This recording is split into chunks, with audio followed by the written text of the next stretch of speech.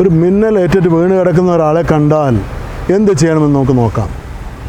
മിന്നലേൽക്കുമ്പോൾ മിന്നലെന്ന് പറയുന്നത് 3 ലക്ഷം മുതൽ 4 ലക്ഷം വോൾട്ടേജ് കറണ്ടാണ്. അത് വായുവിലൂടെ നമ്മുടെ തലയിലൂടെ ബോഡിയിലൂടെ ഗ്രൗണ്ടിലേക്ക് പോകുന്നതാണ് മിന്നലേൽക്കുക എന്ന് പറയുന്നത്. ഈ 3 ലക്ഷം വോൾട്ട് കറണ്ട് നമ്മുടെ ദേഹത്തൂടെ പോകുമ്പോൾ നമ്മുടെ ഹാർട്ടിനെ നിയന്ത്രിക്കുന്ന പേസ് മേക്കർ എന്നൊരു കുഞ്ഞവയവമുണ്ട്.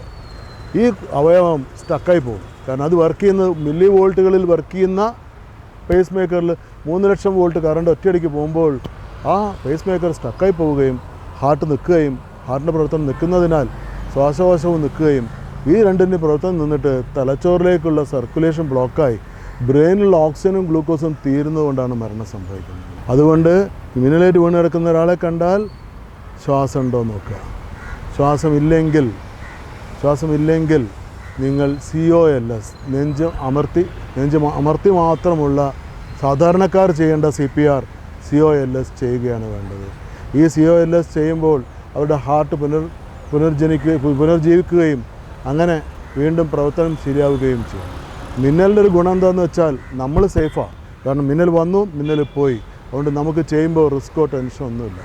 അത് വിളിച്ച് നോക്കുക, വിളിച്ച് അറിയുന്നില്ലെങ്കിൽ ശ്വാസം നോക്കുക, ശ്വാസം ഇല്ലെങ്കിൽ 1 സെക്കൻഡ് പോലും കളയാതെ നെഞ്ചിൻ്റെ മുകളിൽ അമർത്തിക്കൊണ്ടുള്ള സാധാരണക്കാരൻ്റെ CPR ആയ COLS ചെയ്യുക.